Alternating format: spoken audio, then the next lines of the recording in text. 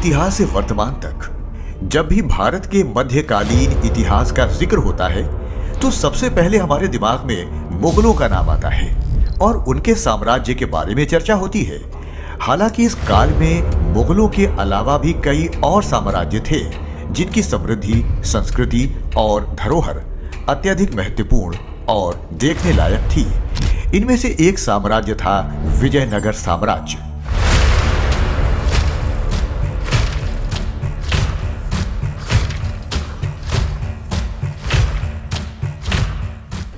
विजयनगर सिर्फ एक राज्य नहीं था, ये संकल्प, शक्ति और उस अडिग भावना का प्रतीक था जो असंभव से आगे बढ़ने का सपना देखती थी। 13वीं शताब्दी के आसपास जब दिल्ली में तुगलक वंश का शासन था, मोहम्मद बिन तुगलक एक प्रमुख शासक के रूप में सामने आए थे। ये वही वंश था जिसने भारत में नहरों की व्यवस्था को प्रचलित किया और उसे संस्थागत रूप से लागू किया। हालांकि मोहम्मद बिन तुगलक के शासन में एक और पहलू था जो विवादों के घेरे में था। उन्होंने लोगों पर इस्लाम धर्म अपनाने का दबाव डाला जो अंततः विजयनगर साम्राज्य की नींव रखने का कारण बना। सन 1336 के आसपास मोहम्मद बिन तुगलक दिल्ली के शासक थे। उस समय हरिहर और बुक्का नामक दो हिंदू भाई थे। इन्हें इस्लाम धर्म अपनाने के लिए मजबूर किया गया, लेकिन उन्होंने इसका विरोध किया तो इन दोनों को कैद कर लिया गया। लेकिन बाद में उन्होंने इस्लाम धर्म अपनाने का झूठा वादा किया और दिल्ली से भागकर दक्षिण की ओर बढ़ गए। वहां गुरु विद्यारण्य के मार्गदर्शन में उन्होंने एक नया राज्य स्थापित किया जो बाद में विजयनगर साम्राज्य के नाम से प्रसिद्ध हुआ। विजयनगर साम्राज्य की स्थापना के पीछे एक दिलचस्प कहानी भी है। कहा जाता है कि जब हरिहर और बुक्का दक्षिण पहुंचे तो उन्होंने देखा कि दक्षिण भारत में कोई मजबूत राज्य नहीं था और उत्तर पूर्वी राज्यों का यहाँ कोई खास प्रभाव नहीं था। इस अवसर का उपयोग करते हुए उन्होंने विद्यारण्य के मार्गदर्शन में विजयनगर राज्य की नींव रखी। विजयनगर साम्राज्य का विस्तार वर्तमान केरल, तमिलनाडु, कर्नाटका, आंध्र प्रदेश, तेलंगाना, गोवा और महाराष्ट्र के कुछ हिस्सों तक था। इस साम्राज्य में कई वंशों का शासन रहा, जैसे संगम वंश 1336 से 1450 ईस्वी, शालू वंश 1485 से 1505 ईस्वी, तुलु वंश 1550 से 1570 ईस्वी और बाद में आर बिंदु वंश का शासन रहा। हरिहर और बुक्का संगम वंश के संस्थापक माने जाते हैं और 1336 में हरिहर पहले राजा बने। इनके शासन के दौरान विजयनगर और बहमनी साम्राज्य के बीच संघर्ष शुरू हो गया था, विशेष रूप से कृष्णा और गोदावरी नदियों के आसपास। बहमनी साम्राज्य जो उत्तर से आने वाले मुस्लिम शासन के तहत था, विजयनगर के साथ व्यापारिक संबंधों में हस्तक्षेप करने लगा। इसके परिणाम स्वरूप विजयनगर साम्राज्य और बहमनी साम्राज्य के बीच संघर्ष की शुरुआत हुई। 1356 में बुक्का देवराय का शासन शुरू हुआ और उन्होंने 1371 में मदुरई पर विजय प्राप्ति की, जिससे उनका साम्राज्य रामेश्वरम तक फैल गया।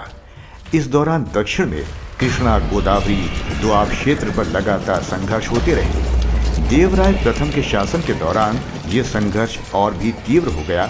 उन्होंने बहमनी साम्राज्य के साथ संधि की, लेकिन फिरोज शाह बहमनी से बुरी तरह हार गए।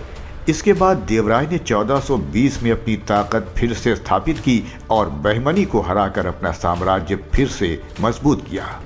देवराय प्रथम ने कई महत्वपूर्ण संरचनाएं बनवाईं, जिनमें भद्र और हरिद्रा नदियों पर बांध, मल्लिकार्जुन मंदिर और हम्पी का प्रसिद्ध किलाबद्ध शहर शामिल है।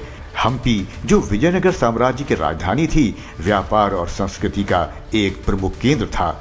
यहाँ 1600 से ज्यादा संरचनाएं पाई गईं और पर्शियन यात्री अब्दुल रज़ाक ने 1440 में हम्पी की 60 टायर किलाबंद संरचना की तारीफ की। कृष्णदेव राय के शासन काल में विजयनगर साम्राज्य का स्वर्णिम युग था। उन्होंने युद्ध में अपनी वीरता और प्रशासनिक दक्षता के कारण अपार ख्याति प्राप्त की। उन्होंने बहमनी सल्तनत के टूटने के बाद 1520 में बीजापुर को हराया और गजपति शासकों को पराजित किया। उनके दरबार में 8 प्रमुख तेलुगु कवियों का समूह था, जिन्हें अष्ट दिग्गज कहा जाता था। जिनमें तेनालीराम, जिन्हें दक्षिण भारत के बीरबल के नाम से भी जाना जाता है, शामिल थे। कृष्णदेव राय ने अपनी संस्कृति को बढ़ावा देने के लिए कई मंदिरों का निर्माण कराया, जिनमें विट्ठल मंदिर और हम्पी स्टोन चैरियट शामिल थे। कृष्णदेव राय की मृत्यु 1539 में हुई, जिसके बाद उनके भाई अच्युत देव राय उत्तराधिकारी बने। फिर 1565 तक तुलु वंश के तहत विजयनगर साम्राज्य का शासन रहा, लेकिन इस समय साम्राज्य का प्रशासन राम राजा के अधीन था। राम राजा ने पुर्तगालियों से संधि की, जो बाद में साम्राज्य के लिए हानिकारक साबित हुई। 1565 में बीजापुर, गोलकुंडा और अहमदनगर ने मिलकर विजयनगर साम्राज्य पर हमला किया, जिसे ताली कोठा या रक्षा तागड़ी युद्ध के नाम से जाना जाता है।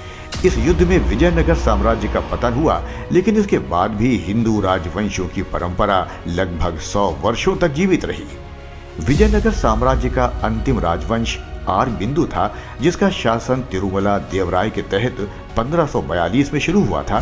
इसके बाद श्री रंग तृतीय के शासन में 1646 में विजयनगर साम्राज्य समाप्त हो गया। हम्पी, जो आज यूनेस्को की वर्ल्ड हेरिटेज साइट है, विजयनगर साम्राज्य का सबसे प्रमुख स्थल था। क्या आप भारतीय संस्कृति और इतिहास के बारे में और अधिक जानना चाहते हैं? तो कमेंट में मेरा भारत महान लिखिए और वीडियो को लाइक और चैनल को सब्सक्राइब जरूर करें।